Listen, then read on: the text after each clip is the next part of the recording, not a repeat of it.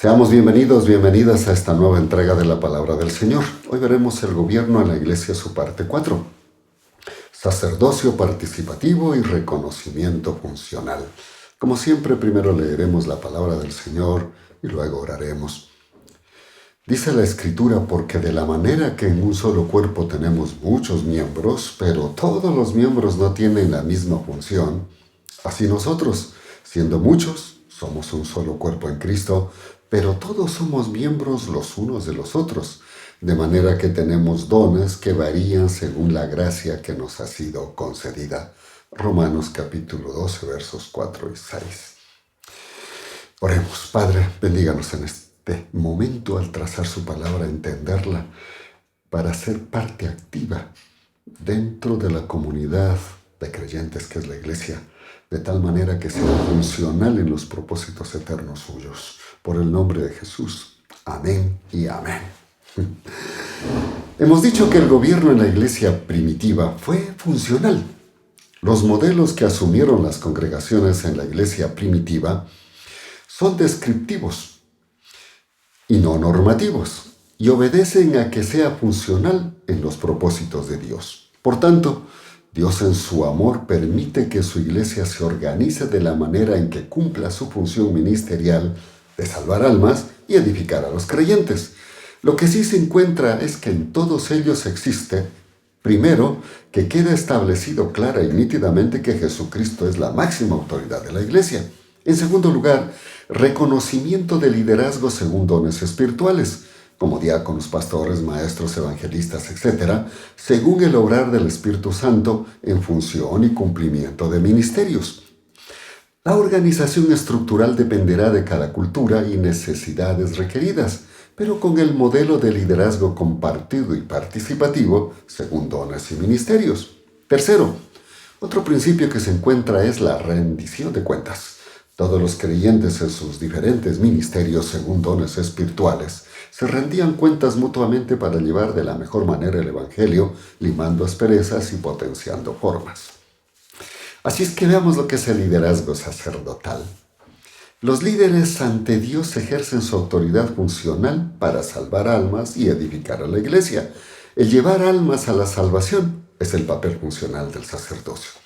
El sacerdocio fue constituido por Dios para que cumpla el rol vital de representar al pueblo ante Dios y se reconcilie con Él. Su papel era el de servicio ante el pueblo, de llevarlos al reconocimiento del pecado y a la reconciliación por medio de los sacrificios ordenados por Dios como sustitutos temporales para seguir viviendo, pues la paga del pecado es la muerte. Romanos 6:23 en su primera parte. Los patriarcas, como cabezas de familias y tribus, desempeñaron funciones sacerdotales. Tales son los casos de Noé y de Abraham, como muchos más. Pero con Moisés, Dios levantó una clase sacerdotal perteneciente a la familia de Aarón, quienes tomaron este ministerio hasta la venida de Jesucristo. Y Jesucristo, con su muerte expiatoria, extiende la función sacerdotal a todos los creyentes. Por eso las Escrituras en Pedro dice, pero vosotros sois linaje escogido, real sacerdocio, nación santa, pueblo adquirido para que anunciéis las virtudes de aquel que os ha llamado de las tinieblas a su luz admirable. Primera de Pedro 2:9. También dice al que nos ama y nos libró de nuestros pecados con su sangre y nos constituyó en un reino, sacerdotes para Dios su Padre. A Él sea la gloria y el dominio para siempre jamás. Amén. Apocalipsis 1, versos 5 y 6. Este logro de Jesucristo en la cruz para con los que creen por la fe y llegan a ser hijos e hijas de Dios es el fundamento bíblico del gobierno de responsabilidad compartida en la Iglesia.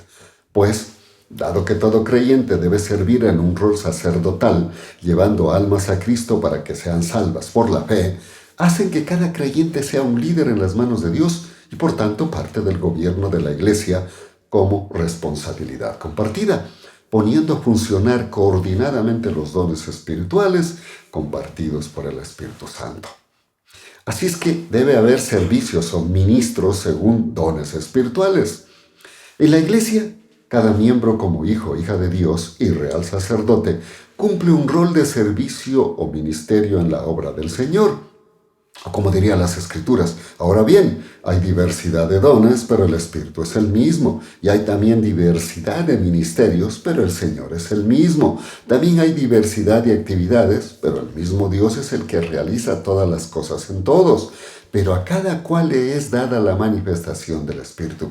Primera de Corintios capítulo 12, versos 4 y 6. De ahí que los ministros en la iglesia cumplen su servicio en función de dones, y estos dones de servicio dan resultados en salvación de almas y edificación de la iglesia. Por supuesto, hay que hacer un reconocimiento y gobierno funcional. Los dones son los que nos da Dios para su servicio, de tal manera que nadie puede ni debe gloriarse, pues es Dios quien los provee y los respalda. Las Escrituras dicen: digo pues a cada uno de vosotros por la gracia que me ha sido dada, que nadie tenga más alto concepto de sí que el que deba tener. Más bien, que piense con sensatez conforme a la medida de la fe que Dios repartió a cada uno. Porque de la manera que en un solo cuerpo tenemos muchos miembros, pero todos los miembros no tienen la misma función, así nosotros siendo muchos somos un solo cuerpo en Cristo, pero todos somos miembros los unos de los otros, de manera que tenemos dones que varían según la gracia que nos ha sido concedida. Romanos 12, los versos 3 al 6. Esto implica que cada creyente, como sacerdote y líder, debe tener un concepto de funcionalidad en la medida de la fe, mediante el don recibido para cumplir la misión salvífica de almas por la fe en Jesucristo. En lo que respecta a los dones dados por Dios a través del Espíritu Santo, lleva a cada hijo de Dios dentro de la iglesia a ser un ministro del Evangelio. La iglesia lo que hace es reconocer en cada miembro el cumplimiento funcional de su don en su liderazgo sacerdotal, y ese reconocimiento lo lleva a cumplir con el rol de gobierno en la iglesia. Así que los ministros en la iglesia lo son solo en la medida que su don produce ministerios y estos resultados, de tal manera que la iglesia cumpla con su papel para la cual fue creada: salvar almas. Por eso la Escritura manifiesta: ahora bien, hay diversidad de dones, pero el Espíritu es el mismo, y hay diversidad de ministerios, pero el Señor es el mismo, y hay diversidad de operaciones, pero Dios que hace todas las cosas es el mismo. 1 Corintios 12, 6. El verdadero ministro es aquel que entiende que está puesto para servir, porque al igual que los demás, él también es miembro del cuerpo de Cristo, que es la iglesia. También entiende que su cargo no obedece a jerarquías, sino a funcionalidad de acuerdo a los dones espirituales dados como Dios quiso por el Espíritu Santo. El ministerio en la iglesia viene, por tanto, no por jerarquía, sino por respeto a aquel que le atribuyó el don, esto es, Jesucristo y el Espíritu Santo. De lo expuesto es fácil darse cuenta que la relación de gobierno en la iglesia no es intereclesiástica ni institucional, sino espiritual. Esto se llama un gobierno funcional. Y dado que la iglesia es como un cuerpo donde cada miembro cumple una función, a fin de que el cuerpo tenga un gobierno coordinado en su función, por eso en 1 Corintios dice: porque de la manera que el cuerpo es uno solo y tiene muchos miembros, y que todos los miembros del cuerpo, aunque son muchos, son un solo cuerpo, así también es Cristo. Pues el cuerpo no consiste de un solo miembro, sino de muchos. Si el pie dijera: porque no soy mano, no soy parte del cuerpo, ¿por eso no sería parte del cuerpo? Y si la oreja dijera: porque no soy ojo, no soy parte del cuerpo, ¿por eso no sería parte del cuerpo? Si todo el cuerpo fuese ojo, ¿dónde estaría el oído? Si todo fuese oreja, ¿dónde estaría el olfato?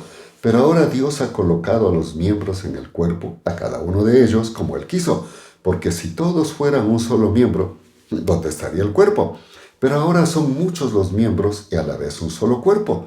El ojo no puede decir a la mano: no tengo necesidad de ti, ni tampoco la cabeza a los pies: no tengo necesidad de vosotros.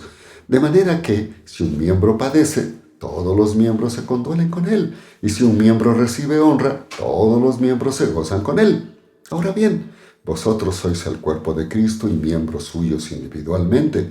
A unos puso Dios en la iglesia: primero apóstoles, en segundo lugar profetas, en tercer lugar maestros, después los que hacen milagros, después los dones de sanidades, los que ayudan, los que administran, los que tienen diversidad de lenguas. ¿Acaso son todos apóstoles? ¿Todos profetas? ¿Todos maestros? ¿Acaso hacen todos milagros? ¿Acaso tienen todos dones de sanidades? ¿Acaso hablan todos en lenguas? ¿Acaso interpretan todos? Con todo, anhelad los mejores dones. He leído 1 Corintios 12, los versos 12, del 14 al 21 y del 26 al 31. ¿Se da cuenta? En la iglesia no debe haber gobierno jerárquico entre sus miembros, sino funcionalidad de dones en diferentes ministerios y resultados en la obra salvífica de Dios. Por ello, el gobierno en la iglesia obedece a funcionalidad de dones, que se adaptan a cada cultura y forma, con el fin de cumplir los propósitos eternos de Dios. Así es que a continuación se presentan los puntos básicos bíblicos de los lineamientos del gobierno en la iglesia. Primero, todos debemos saber que Cristo es la cabeza de la iglesia. Un buen gobierno en la iglesia entrega la dirección a quien es el Señor de la iglesia, Jesucristo, pues es Él la cabeza de la iglesia. Es decir, toda actividad, organización, creatividad y todo ministerio debe provenir de Él, que es la cabeza de la iglesia. Por eso la Biblia dice: aún todas las cosas las sometió Dios bajo sus pies y le puso a Él por cabeza sobre todas las cosas para la iglesia, la cual es su cuerpo, la plenitud de aquel que todo lo llena en todo. También dice: por tanto, siguiendo la verdad con amor, crezcamos en todo hacia aquel que es la cabeza, esto es Cristo. Efesios 1, 22 y 23 y luego en capítulo 4, el verso 15. Además, dice la Escritura, Él es la cabeza del cuerpo que es la iglesia. Él es el principio, el primogénito de entre los muertos, para que en todo Él sea preeminente y vosotros estáis completos en Él, quien es la cabeza de todo principado y autoridad. Colosenses capítulo 1, versos 18 y del capítulo 2, el verso 10. En segundo lugar, Cristo ejerce su autoridad por medio de su palabra. Dice la Escritura, porque la palabra de Dios es viva y eficaz y es más penetrante que toda espada de dos filos, penetra hasta partir el alma y el espíritu, las coyunturas y los tuétanos, y discierne los pensamientos y las intenciones del corazón. Hebreos 4:12.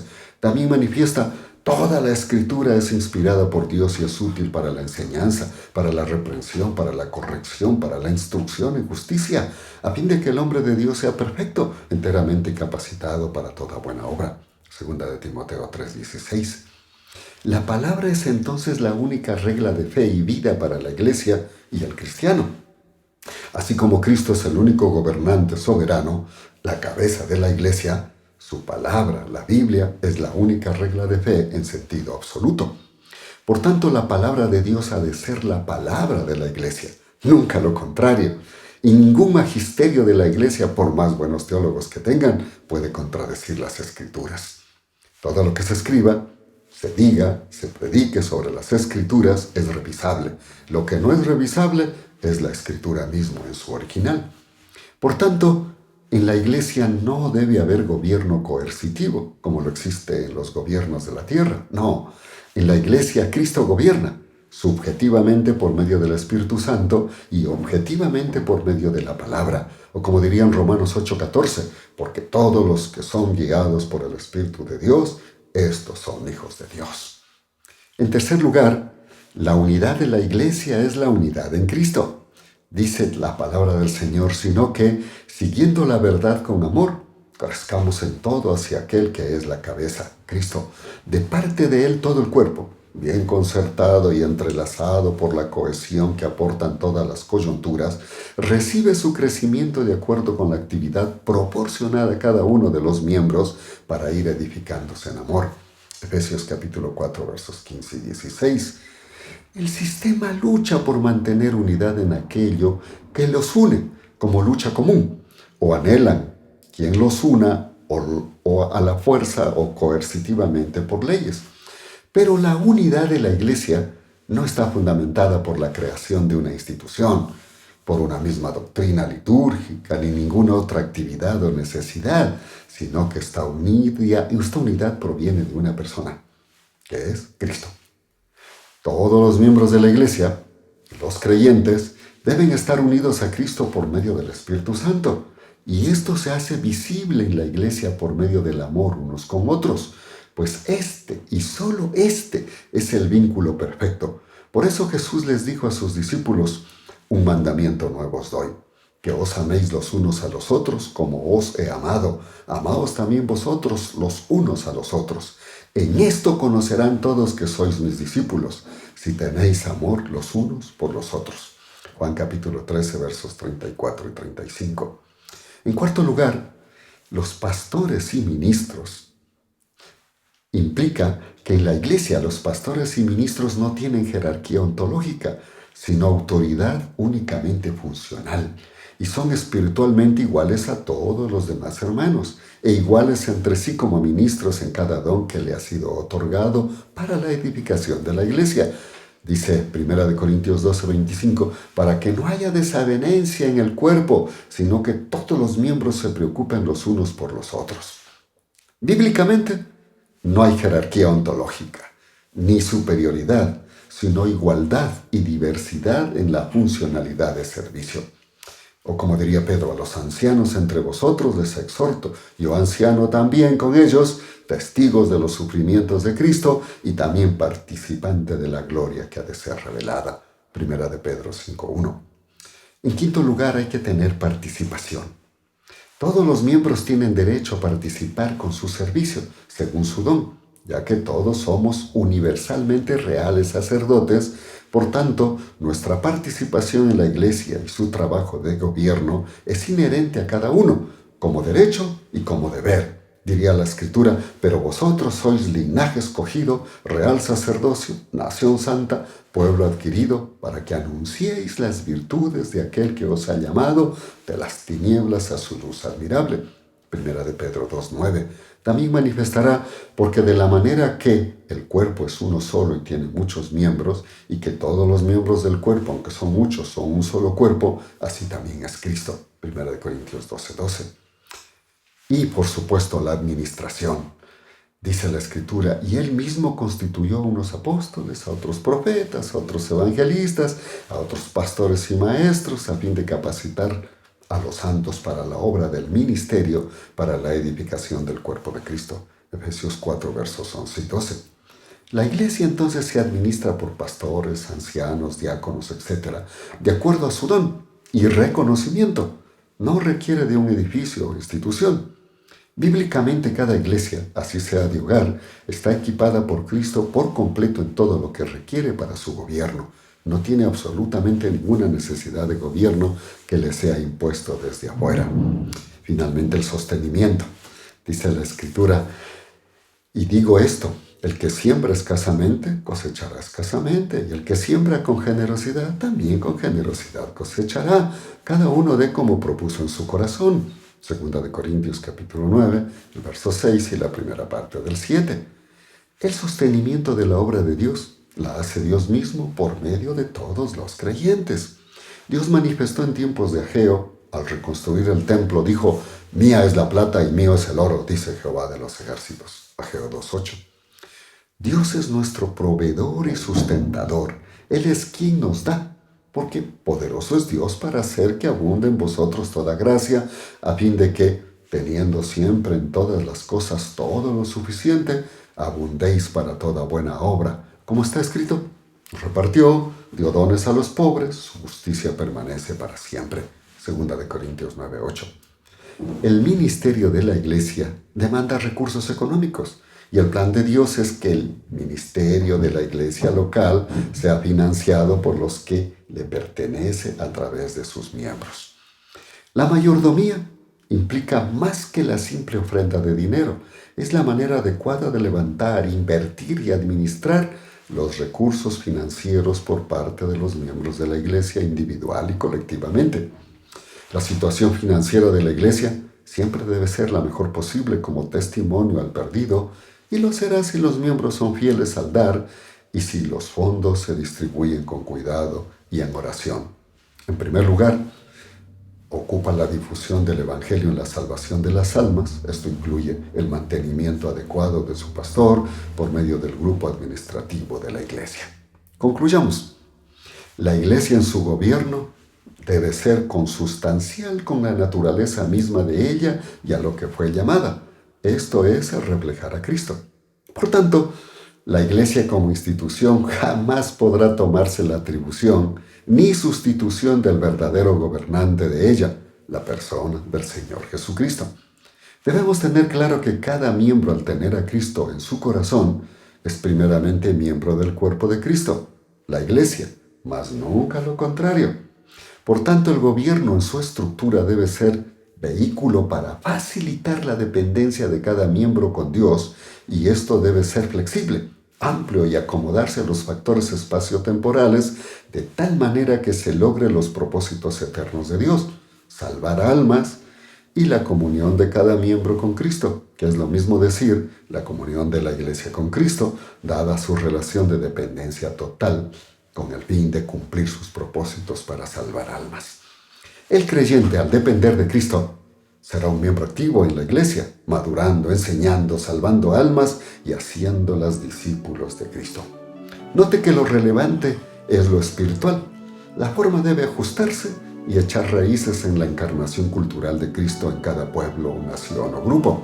Queda claro que el gobierno de la Iglesia lo ejerce absolutamente Cristo y lo hace con el Espíritu Santo, su palabra escrita y los dones impartidos a cada creyente y colectivamente en la Iglesia. De tal manera que cada creyente es responsable ante Cristo el Señor. Así que cada creyente es responsable de permitir que Dios gobierne en este mundo hasta que Él venga. Debemos recordar las palabras del Padre Nuestro: hágase tu voluntad como en el cielo, así también en la tierra. Mateo capítulo 6, el verso 10. Es hora de que todos reflexionemos y vengamos ante aquel que es la cabeza y con humildad iniciemos el verdadero gobierno de la Iglesia. Esto es, tomando la responsabilidad en el cuerpo de Cristo, la Iglesia, según el don que el Espíritu Santo nos confirió para participar en ella con responsabilidad y rendición de cuentas mutua en su obra. Ahora oremos. Amado Dios, gracias por su palabra. En realidad, muchas veces queremos traer un gobierno humano como lo maneja el ser humano a la Iglesia, y por supuesto se crean grandes conflictos. Lo peor de todo es que no se cumplen sus propósitos. Permítanos mirar un gobierno, cualquiera que sea el modelo, que deje fluir los propósitos eternos a través de sus miembros, que tengan la libertad de llevar el Evangelio y de edificarse, por supuesto, en una unidad, la unidad del Espíritu Santo, que se muestra en amor interno entre los creyentes y el amor ante los que no son creyentes para que se salven. Que así sea, Padre, en el nombre de Jesús. Amén y amén. Gracias por estar con nosotros. Pronto estaremos con otro mensaje. Hasta entonces, que Dios les bendiga.